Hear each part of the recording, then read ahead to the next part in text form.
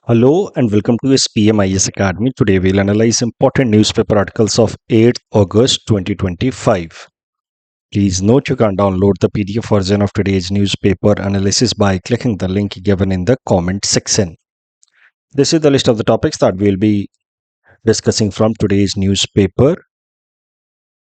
The first topic is about the US trade tariff and India's agriculture sector. तो America ने जो भी अभी ट्रेड रिलेटेड टैरिफ रेट्स में बदलाव किए हैं उससे भारत के एग्रीकल्चर सेक्टर पे क्या क्या इम्पैक्ट पड़ सकता है वो इस आर्टिकल डिस्कशन में हम लोग देखेंगे. So of course this is going to be important from our syllabus GS paper 3 Indian economy point of view. Current context देखते हैं. देखिए, हाल फिलहाल में एक इंटरनेशनल कॉन्फ्रेंस कंडक्ट की गई in order to commemorate birth century of father of green revolution of India MS Swaminathan ji. इस international conference के दौरान हमारे प्रधानमंत्री नरेंद्र मोदी जी ने कहा कि वो भारत के किसान, पशुपालक एंड मछुआरों के इंटरेस्ट को कॉम्प्रोमाइज होने नहीं देंगे किसी भी कीमत पे. So he was speaking in reference to the US increase tariff rates. जो अमेरिका लगातार टैरिफ रेट्स बढ़ाए जा रहा है भारत के प्रोडक्ट्स के against that are exported to American market, तो उसका अगर कोई भी पॉसिबल इम्पैक्ट हो सकता है किसान, पशुपालक यानी कि farmers, livestock rearers and fisherman के ऊपर, वो प्राइम मिनिस्टर ऑफ इंडिया ने कहा है कि वो होने नहीं देंगे. He will try his best in order to prevent any negative impact on these three community of people who are basically related with agriculture sector. तो ओवरऑल एग्रीकल्चर मार्केट पे कोई इम्पैक्ट होने नहीं देंगे. तो अब जरा देखते हैं कि अमेरिका ने जो भी हाल फिलहाल में टैरिफ रेट्स बढ़ाए हैं उसमें उसका एग्रीकल्चर सेक्टर को लेकर के क्या इंटरेस्ट है. वैसे टैरिफ रेट्स सिर्फ और सिर्फ एग्रीकल्चरल प्रोडक्ट्स पे नहीं लगे हैं, बाकी सारे इंडस्ट्रियल प्रोडक्ट्स पे भी लगे हैं. But let us see what US want from India in terms of agriculture sector. तो एग्रीकल्चर को हम लोग 3 पार्ट में डिवाइड करके देख रहे हैं: farming sector, live stock and fisheries. तो फार्मिंग सेक्टर से ऑब्जेक्टिवली अगर बात की जाए तो अमेरिका के क्या एक्सपेक्टेशंस हैं. पहला एक्सपेक्टेशन है अमेरिका का कि भारत अपनी इकोनॉमी को ओपन करे for the genetically modified crops grown in America. तो देखिए, मैंने आपको कल के भी न्यूज़पेपर एनालिसिस में बताया था कि अमेरिका ये जो टैरिफ्स लगा रहा है भारत के ऊपर, 25% लगाया, फिर बोलता है और 25% लगाऊंगा क्योंकि भारत ट्रेड कर रहा है रसिया के साथ. ये सब बस बहाने हैं. असल कारण है कि भारत और अमेरिका फ्री ट्रेड अग्रीमेंट आपस में नेगोशिएट कर रहे हैं और उस फ्री ट्रेड अग्रीमेंट में अमेरिका चाहता है कि ज़्यादा से ज़्यादा बेनिफिशियल टर्म्स अमेरिका को मिले, अमेरिकन इकोनॉमी को ज़्यादा फायदा हो. भारत के नेगोशिएटर्स अभी पहुंचे हैं अमेरिका और वहाँ पे फ्री ट्रेड अग्रीमेंट नेगोशिएट हो रही है बिटवीन इंडिया एंड अमेरिका. जैसे अभी फ्री ट्रेड अग्रीमेंट फाइनलाइज हुआ बिटवीन इंडिया एंड UK, वैसा ही कुछ फ्री ट्रेड अग्रीमेंट भारत और अमेरिका के बीच में फाइनलाइज किया जाना है. तो उसके पहले अमेरिका अलग अलग तरीके के प्रेशर टैक्टिक्स लगा रहा है ताकि भारत के नेगोशिएटर्स थोड़ा दबाव में आ जाए और फिर कंसेशनल एग्रीमेंट्स साइन कर दे जिससे अमेरिकन इकोनॉमी को ज़्यादा फायदा हो. असल में ये जो भी टैरिफ्स लगाए जा रहे हैं उसके पीछे अमेरिका का इंटरेस्ट अगर देखा जाए एग्रीकल्चर सेक्टर में तो वो ये है कि फार्मिंग सेक्टर की बात की जाए तो अमेरिका चाहता है कि उसके जो जेनेटिकली मॉडिफाइड क्रॉप्स हैं, खासकर मेज एंड सोयाबीन, वो भारत की इकोनॉमी में बेचे जाएं. इंडियन इकोनॉमी में भी करंट नियम कैसा है कि हमारे यहाँ पे कोई भी edible genetically modified crop allowed नहीं है. खाने पीने वाले जेनेटिकली मॉडिफाइड क्रॉप हमारे यहाँ पे परमिटेड नहीं है. हमारे यहाँ पे बस एक ही जेनेटिकली मॉडिफाइड क्रॉप परमिटेड है, वो है कॉटन. भारत के अंदर अभी भी जेनेटिकली मॉडिफाइड क्रॉप्स का हेल्थ के ऊपर क्या इम्पैक्ट हो सकता है उसको लेकर के कोई यूनानिमिटी नहीं है. We are still debating. And जो हमारे यहाँ पे एजेंसीज हैं genetically appraisal, genetically engineered appraisal committee GEAC and ministry of environment, forest and climate change, उन्होंने अभी भी जीएम क्रॉप्स को खाने पीने के लिए अलाउ किया जाए या ना किया जाए, उसको लेकर के फाइनल डिसीजन नहीं लिया है। तो अमेरिकन प्रोडक्ट्स भी, जो edible American genetically modified crops हैं जैसे मेज या soybean, they are not allowed to be sold in Indian market. लेकिन अमेरिका चाहता है कि भारत अपनी इकोनॉमी को ओपन करे फॉर सच क्रॉप्स। अब सोचिए, एक तरफ हमने अपने फार्मर्स को ये जीएम क्रॉप्स ग्रो करने दिया नहीं, अब जो ट्रेडिशनल क्रॉप्स हैं मेज या सोयाबीन के, उनकी ईल्ड होती है कम, इसलिए इंडियन मेज या इंडियन सोयाबीन थोड़ा महंगा है as compare to genetically modified maize and soybean of America. अब अगर इंडिया की इकोनॉमी ओपन हो जाती है for GM crops from America, तो भारत के अंदर एकाएक से ये अमेरिकन चीपर मेज या सोयाबीन बिकने लगेंगे, जिससे डोमेस्टिक फार्मर्स को काफी नुकसान हो सकता है। तो वो भारत कभी होने नहीं देना चाहेगा।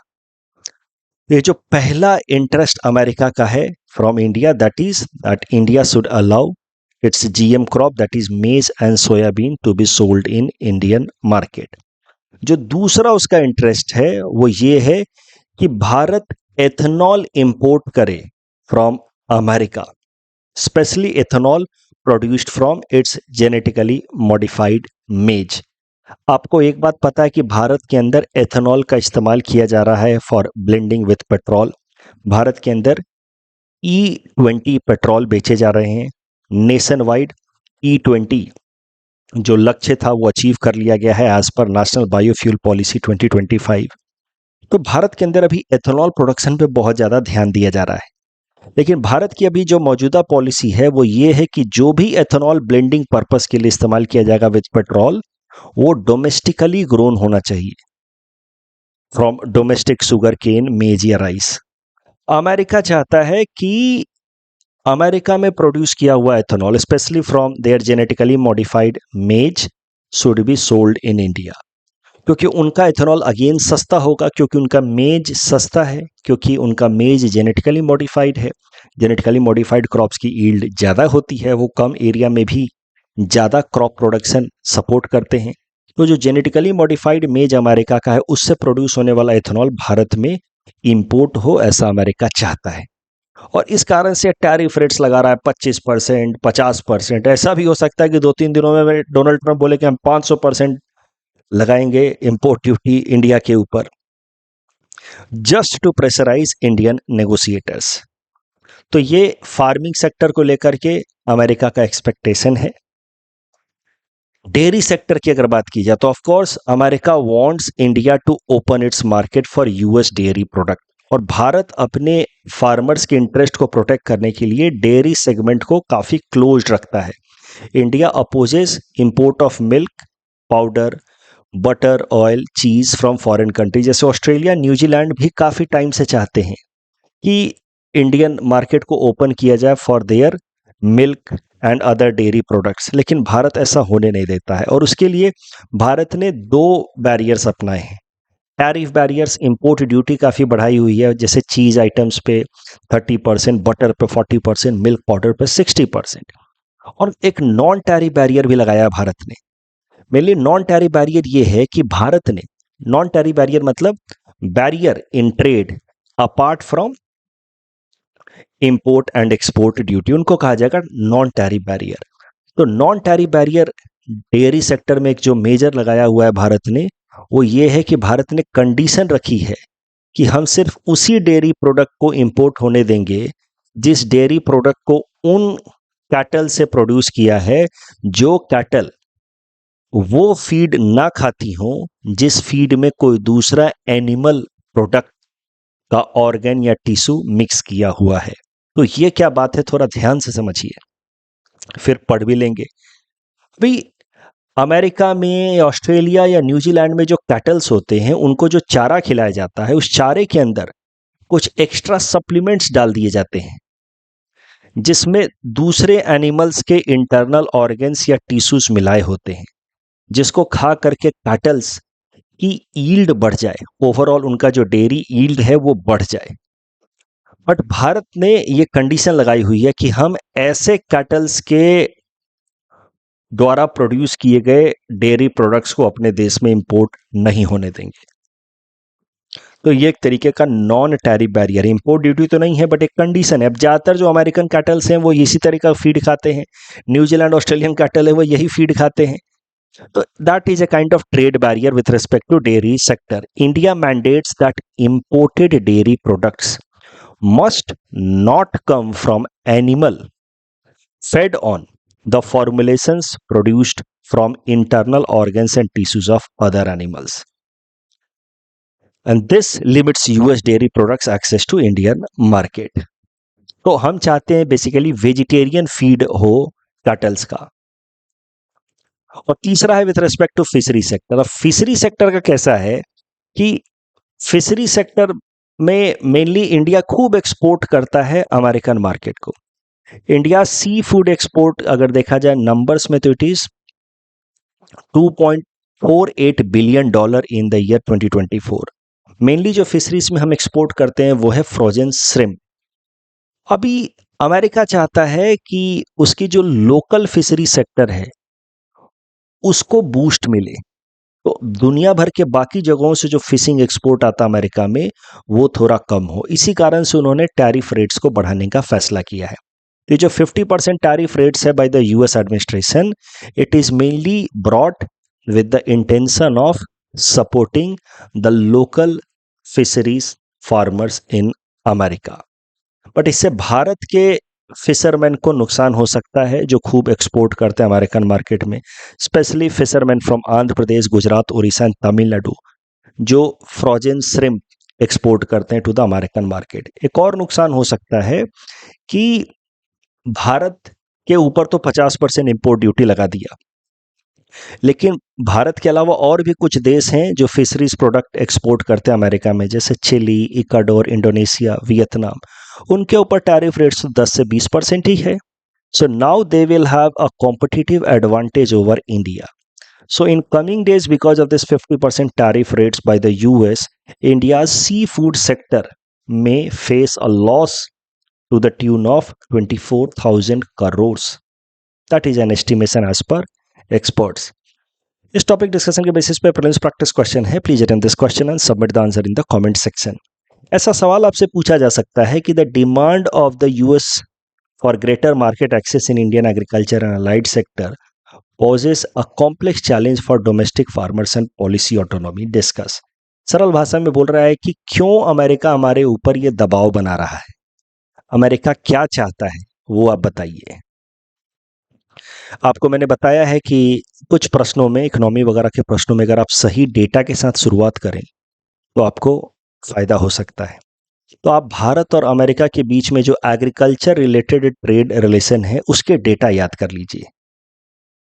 फाइनेंशियल ईयर 2024-25 जो साल पिछला कंप्लीट हुआ है उसमें भारत की तरफ से अमेरिका में जो एग्रीकल्चर एक्सपोर्ट्स हुआ है वो लगभग $6.2 बिलियन का हुआ है, जबकि अमेरिका से जो भारत में इंपोर्ट हुआ है वो सिर्फ $2.38 बिलियन का है। तो मतलब भारत का ट्रेड सरप्लस है अमेरिका के साथ with respect to agricultural trade, और अमेरिका चाहता है कि इस रिलेशनशिप को ब्रेक किया जाए।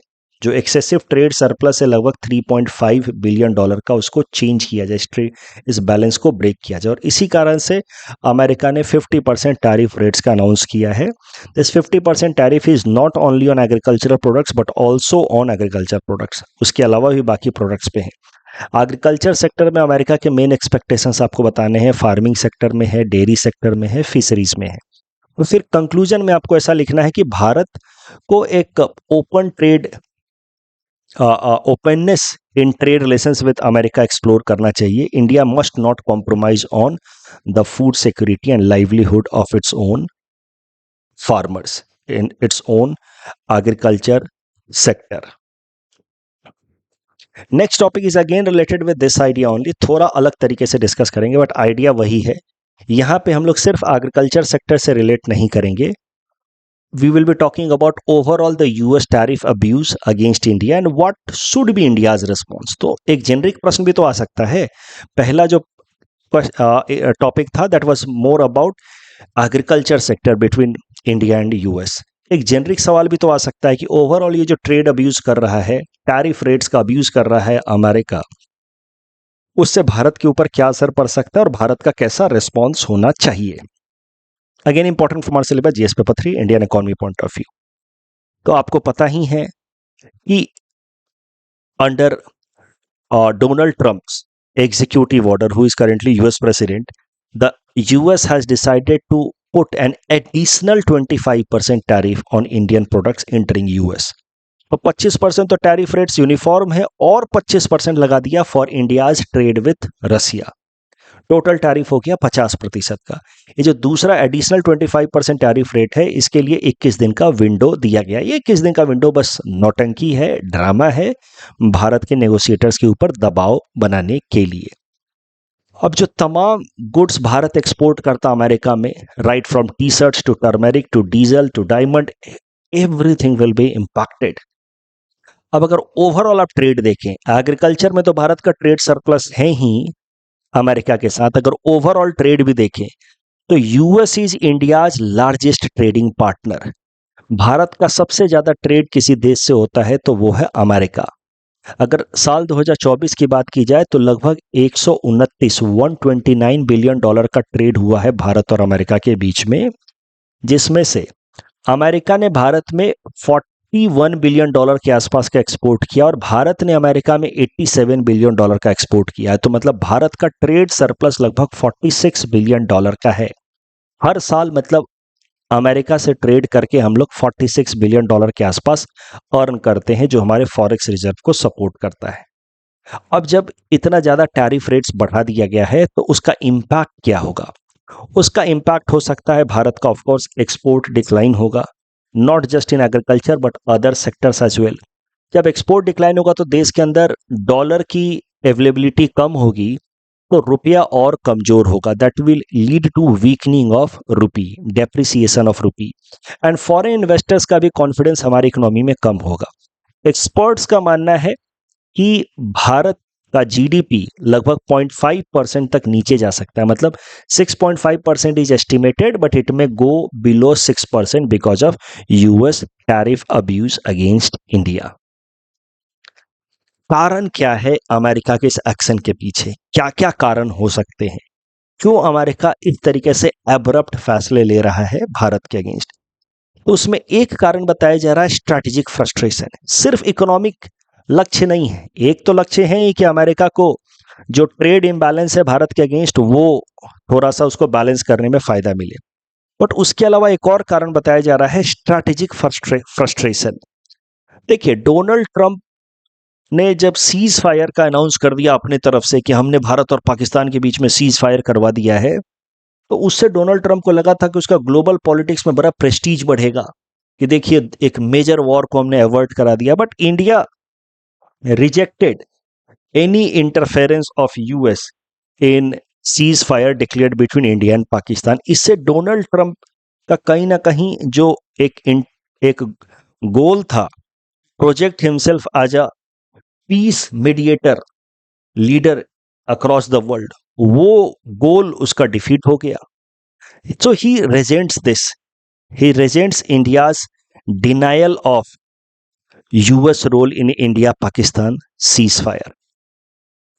वो एक कारण हो सकता है, वो स्ट्रैटेजिक फ्रस्ट्रेशन जो है डोनाल्ड ट्रंप का। उसको लग रहा था कि अमेरिका के प्रेसिडेंट के तौर पे मैं अपने आप को वर्ल्ड पीस लीडर की तरह प्रोजेक्ट कराऊंगा, वर्ल्ड पीस प्रॉफिट की तरह प्रोजेक्ट कराऊंगा। भारत और पाकिस्तान के बीच का वॉर रुकवा दिया, फिर रसिया यूक्रेन का वॉर रुकवा दूंगा, ऐसे करके अपना इमेज बढ़ाऊंगा। वो तो हो नहीं पाया। भारत ने रिजेक्ट कर दिया कि ऐसा कुछ नहीं है, हमने पाकिस्तान के साथ बातचीत करके ये सीज फायर डिक्लेयर किया है। There was no interference from America. दूसरा ऑफकोर्स ट्रेड इम्बैलेंस तो है ही, भारत का खूब सारा ट्रेड सरप्लस है अमेरिका के साथ, उसको वो रेक्टिफाई करना चाहते हैं। अमेरिकन बिजनेसेस को फायदा दिलाना चाहते हैं by creating some protectionist measures against Indian products exported in American market. तीसरा कारण बताया जा रहा है डेटा लोकलाइजेशन इशू। भारत सरकार लेकर के आई है कानून, digital personal data protection act, जिसके अंतर्गत भारत के लोगों का कोई भी डेटा भारत से अगर बाहर लेकर के जाना है तो उसके पहले भारत के लोगों से परमिशन लेना होगा, जिसका भी डेटा है उससे परमिशन लेना होगा। तो मतलब डेटा, पर्सनल डेटा रिलेटेड एक स्ट्रिंजेंट कानून लेकर के आई है। अब यूएस की जो टेक बेस्ड कंपनियां हैं, Google, Facebook and all, WhatsApp, they heavily rely on data. Data के बेसिस पे ही एआई डेवलप हो सकता है।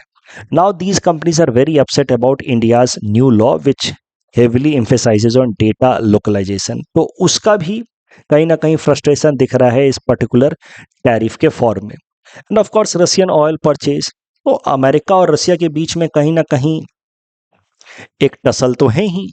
Russia is a revivalist power under Vladimir Putin. It wants to revive its glory of Cold War time, and US does not want Russia to rise against as a challenger to US supremacy. तो रसिया से जो oil खरीद रहा है Bharat large scale पे, क्योंकि भारत को तो अपनी इकोनॉमी के अंदर भी तो इन्फ्लेशन कंट्रोल करना है, तो जहां से भी हमें सस्ता ऑयल मिलेगा हम खरीदेंगे, तो India is doing it, prioritising it's national interest. तो उसका भी रिसेंटमेंट कहीं ना कहीं दिख रहा है in the form of this 50% tariff rates. Bharat का रिस्पॉन्स कैसा होना चाहिए, तो ये जो सजेशन यहाँ पे दिया गया है, इसी के लिए मैं ये आर्टिकल कवर कर रहा हूँ। कहीं आप आंसर लिख रहे हो इस पर्टिकुलर लाइन में, तो भारत का रिस्पॉन्स कैसा होना चाहिए, उसकी मोटी मोटी बातें आपके दिमाग में होनी चाहिए। पहली बात, India must understand and respond to negotiable and non negotiable issues. Bharat के जो नेगोशिएटर्स गए हैं अमेरिका, उनको डिवाइड करना होगा कि किस एरियाज पे हम नेगोशिएट कर सकते हैं, थोड़ा प्लस माइनस, कौन से ऐसे एरियाज है जहां पे कोई नेगोशिएशन हो ही नहीं सकता, कि नहीं ये हम मानेंगे ही नहीं। जैसे जेनेटिकली मॉडिफाइड क्रॉप्स अमेरिका के हम भारत की इकोनॉमी में आने नहीं दे सकते, क्योंकि हमने इंडियन फार्मर्स को जीएम क्रॉप उगाने नहीं दिया, उनके ऊपर हमने लीगल बैन लगा रखा है। और अमेरिकन प्रोडक्ट्स के अमेरिकन जीएम प्रोडक्ट्स हम भारत में अलाउ कर देंगे, that is not possible. So we need to have clarity कि what are negotiable areas, what are non negotiable areas. ठीक है, आप फिशरीज प्रोडक्ट के ऊपर कुछ इंपोर्ट ड्यूटी बढ़ाना चाहते हैं, उसको हम थोड़ा घटाने के लिए नेगोशिएट करेंगे, बट कुछ एक चीजें ऐसी हैं विच आर नॉन नेगोशिएबल, उसमें होना चाहिए GM crops. India should not expect blanket relief. हम ओवरऑल रिक्वेस्ट नहीं कर सकते कि नहीं नहीं आप टैरिफ रेट्स घटा दो, हमें स्पेसिफिक एग्जाम्पशंस बात करनी होगी, सेक्टर बाय सेक्टर बात करनी होगी। उसके अलावा हमें टैक्टिकल डिप्लोमेसी में इंगेज होना होगा, हमें European union, Japan, ASEAN countries के साथ कोलिशन बिल्ड करना होगा, इन कंट्रीज के साथ मिल करके यूएस के ऊपर प्रेशर डेवलप करना होगा। इन देशों के साथ, इन ग्रुपिंग्स के साथ अगर हमने फ्री ट्रेड एग्रीमेंट को और ज़्यादा एक्सप्लोर करना शुरू कर दिया, यूके के साथ तो साइन कर ही दिया है, आसियान के साथ भी ट्रेड बढ़ा दें, जापान के साथ बढ़ा दें, यूरोपियन यूनियन के साथ भी अगर हम फ्री ट्रेड एग्रीमेंट साइन कर लें, जो अभी नेगोशिएट हो रहा है, तो इससे अमेरिका के ऊपर दबाव बनेगा। That will help in attaining this next step, diversify our export market and reduce over dependence on US। साथ ही साथ हम अपनी डोमेस्टिक मैन्युफैक्चरिंग को स्ट्रेंथन करें और देश के अंदर अपने प्रोडक्शन एंड कंजम्पशन को हम और ज़्यादा डायनेमिक बनाएं, ताकि हमें फॉरेन कंट्रीज के ऊपर बहुत ज़्यादा रिलाई करने की जरूरत ना पड़े फॉर एक्सपोर्ट पर्पस। तो let us support the domestic market, let rather than just focusing on make in India, we should also focus on make for India as well। Bharat की अपनी खुद की कंजम्पशन कैपेसिटी को मजबूत किया जाए, ताकि वो इंडियन इंडस्ट्रीज के प्रोडक्शन को कंज्यूम कर पाए। तो इन सब एरियाज पे फोकस किया जाना चाहिए, that should be India's response.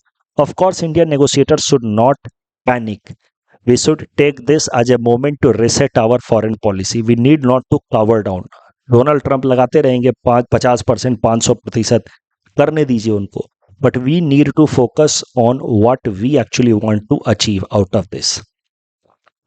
इस टॉपिक डिस्कशन के बेसिस पे प्रीवियस प्रैक्टिस क्वेश्चन है, please attempt this question, submit the answer in the comment section. ऐसा सवाल पूछा जा सकता है, पहला और दूसरा सवाल रिलेटेड ही है, बस पहला सवाल जो है वो एग्रीकल्चर पे फोकस किया हुआ था, और ये जो दूसरा सवाल आज मैंने दिया है ये जेनरिक है, overall Indian economy with respect to US tariff abuse. Next topic is about biochar, important from our syllabus GS paper 3 environment point of view। Biochar होता क्या है? It's a carbon rich material. होता क्या है कि कोई भी बायोमास है, जैसे एग्रीकल्चर रेसिड्यू बच जाता है, जब हम फसलों की कटाई करते हैं तो नीचे का जो उसका स्टैक रह जाता है, दैट इज एग्रीकल्चरल रेसिड्यू, या म्युनिसिपल सॉलिड वेस्ट। तो इस तरह के जितने भी ऐसे बायोमास हैं, इन सबको अगर पायरोलिसिस किया जाए, पायरोलिसिस मतलब उनको खूब हीट किया जाए to a temperature of about 400 to 600 degree Celsius, and that too in absence of oxygen. तो इस बायोमास से तीन चीजें बनती हैं, सिन गैस, सिन गैस से हम लोग उसका इस्तेमाल कर सकते हैं for heating and cooking purpose. इससे थोड़ा सा लिक्विड क्रिएट होता है, इसको कहा जाता है bio oil, this can also be used for heating and energy production. और फिर जो बच जाता है सॉलिड रेसिड्यू, उसी को कहा जाता है बायोचार। काले रंग का सॉलिड रेसिड्यू बच जाता है, इसको कहा जाता है बायोचार। तो बायोचार कार्बन रिच मटेरियल होता है। पायरोलिसिस मेथड यानी कि strong heating in absence of oxygen से वो बनता है। अपार्ट फ्रॉम बायोचार, बायोमास का जब हम पायरोलिसिस करते हैं तो bio oil and syn gas भी बनता है। अब बायोचार से फायदा क्या होगा? सबसे पहले ये समझिए कि भारत के अंदर किसी भी एक साल में लगभग 600 million metric tons of agricultural residue generate होता है। 60 million tons of municipal solid waste generate होता है। अभी हम लोग नॉर्मली करते क्या है कि इनको बर्न कर देते हैं। जैसे पंजाब हरियाणा के फार्मर जो एग्रीकल्चरल रेसिड्यू को सीधा सीधा जला देते हैं in order to ready their agricultural field for next cropping season. वैसे ही म्युनिसिपल सॉलिड वेस्ट को भी काफी सारे टाइम जगहों पे बर्न कर दिया जाता है rather than properly dumping it or even managing it properly, we burn it। उससे होता क्या है कि अगर डंप भी किया म्युनिसिपल सॉलिड वेस्ट को तो भी तो सॉइल पॉल्यूशन तो होगा ही, लीचिंग होकर के ग्राउंड वाटर पॉल्यूट तो होगा ही, और बर्न कर दिया तब तो एयर पॉल्यूशन भी होगा। एग्रीकल्चरल रेसिड्यू को बर्न किया जाता है तो उससे एयर पॉल्यूशन होता है, methane, nitrous oxide, carbon dioxide, carbon monoxide, ये सब रिलीज होता है। तो अगर भारत के अंदर इतना सारा बायोमास जनरेट होता है एग्रीकल्चरल रेसिड्यू के फॉर्म में, म्युनिसिपल सॉलिड वेस्ट के फॉर्म में, अगर इसका 30 to 50% को भी हमने कन्वर्ट करना शुरू कर दिया इन बायोचार, इससे फायदा क्या होगा कि लगभग 1 बिलियन टन्स ऑफ CO2 या equivalent green house gas emission could be removed from the atmosphere, which is target of India as per its Panchamrit strategy. तो हमारा पंचामृत स्ट्रैटेजी का जो लक्ष्य है वो पूरा हो सकता है if we start converting about 30 to 50% of agricultural residue and municipal solid waste into biochar. और इससे जो बायोचार बनेगा, जो एग्रीकल्चरल रेसिड्यू या म्युनिसिपल वेस्ट को हम बायोचार में कन्वर्ट करेंगे, उसका भी काफी सारे तरीके से इस्तेमाल हो सकता है। उस बायोचार को अगर हम लोग क्रॉप्स के रूट्स में डालें तो it can help in increasing soil fertility, जिससे क्रॉप्स की ओवरऑल यील्ड बढ़ेगी। It enhances fertility of the soil, water retention capacity, microbial activity को भी बढ़ाता है, जिससे ओवरऑल वहां पे फिर ह्यूमस कंटेंट बढ़ेगा, nutrient absorption of the crops बढ़ता है। Green house gas emission of course कम होगा क्योंकि बर्न नहीं करना पड़ रहा बायोमास को, हम उसको बायोचार में कन्वर्ट कर दे रहे हैं। एयर क्वालिटी अपने आप इंप्रूव होगी, एनर्जी भी जनरेट होगी, क्योंकि जब बायोमास को हम पैरालिसिस करेंगे तो बायोचार के अलावा bio oil and syn gas भी तो प्रोड्यूस होगा, which can be help useful in energy production. Construction sector में बायोचार काम आता है। कार्बन सेक्वेस्ट्रेशन, ओवरऑल जो हमारा लक्ष्य है कि ग्रीन हाउस गैसेस की इमिशन को कम करें और ज़्यादा ग्रीन हाउस गैसेस को हम एब्जॉर्ब करके सॉइल के अंदर रखें, वो लक्ष्य भी पूरा होगा। This target as per our Panchamrita strategy can be fulfilled if we convert more and more biomass into biochar. So ये सब कुछ बेनिफिट्स हैं of converting biomass into biochar. यही इस आर्टिकल में आया था कि what is the potential of biochar. Prelims में या मेंस में आपसे प्रश्न पूछा जा सकता है। प्रीलिम्स प्रैक्टिस क्वेश्चन है with respect to biochar. Please attempt this question and submit the answer in the comment section. Next topic is about Russia pulling out of Intermediate Range Nuclear Force Treaty, INF Treaty, important from prelims exam point of view. छोटा सा news है, देखिए। America ने Soviet union के साथ मिलकर के 1987 में एक एग्रीमेंट साइन किया था जिसका नाम था intermediate range nuclear force treaty. जिस ट्रीटी के अंतर्गत वो सारे के सारे ballistic and cruise missile with the range of 500 to 5500 kilometre were to be destroyed. The treaty required destruction of all ground launched ballistic and cruise missile with range of 500 to 5500 kilometer. Those missiles which could carry nuclear warhead, उन सबको destroy करने का commitment किया America ने USSR को, USSR ने America को। ये टाइम था जब कोल्ड वॉर लगभग खत्म हो रहा था। USSR was sort of surrendering in front of America and all sorts of peace agreements were being signed between the two sides. आप कह सकते हैं कि ये जो intermediate range nuclear force treaty it was first major agreement to reduce nuclear arsenal between America and USSR. फिर USSR disintegrate हो गया, तो Russia was considered to be partner of this INF treaty. अब करंट न्यूज ये है कि Russia has officially announce that it is pulling out of this 1987 INF treaty. ये INF treaty से America had already pulled out in 2019। जब Donald Trump last time president थे 2016 से 2020 तक में, उस टाइम में ही डोनाल्ड ट्रंप ने डिसाइड कर लिया था कि will be pulling out of INF treaty. Russia was solely sticking to this treaty, तो वन साइडेड कमिटमेंट था। Now Russia is also pulling out, so now this INF treaty is over. अब इसका possible implication ये हो सकता है कि दोनों देश यूएस एंड रसिया, जो ऑलरेडी सबसे ज़्यादा nuclear stock pile and warhead है, इनके पास न्यूक्लियर रिलेटेड मिसाइल सबसे ज़्यादा हैं, ये उस न्यूक्लियर मिसाइल के रेस में और आगे जा सकते हैं। So it may lead to increased nuclear race and that may force other countries also to jump to the fray। और पूरे दुनिया भर में एक न्यूक्लियर रेस और ज़्यादा इंटेंसिफाई हो सकता है। That is the possible implication of complete revocation of this INF treaty. कल जो हमने आपको प्रीलिम्स प्रैक्टिस क्वेश्चन दिया था उसमें दूसरा स्टेटमेंट गलत है। अकोमोडेटिव स्टांस का मतलब आने वाले टाइम में इंटरेस्ट रेट घटेगा ना कि बढ़ेगा। बाकी पहला और तीसरा सही है। नेशनल हैंडलूम डे से रिलेटेड यहाँ पे तीसरा स्टेटमेंट अगेन गलत है। स्वदेशी मूवमेंट वाज लॉन्च्ड इन 1905। यहाँ पे दूसरा स्टेटमेंट गलत है। The scheme includes girls from these institutions, not excludes. That's all from our side for today. Thanks for watching.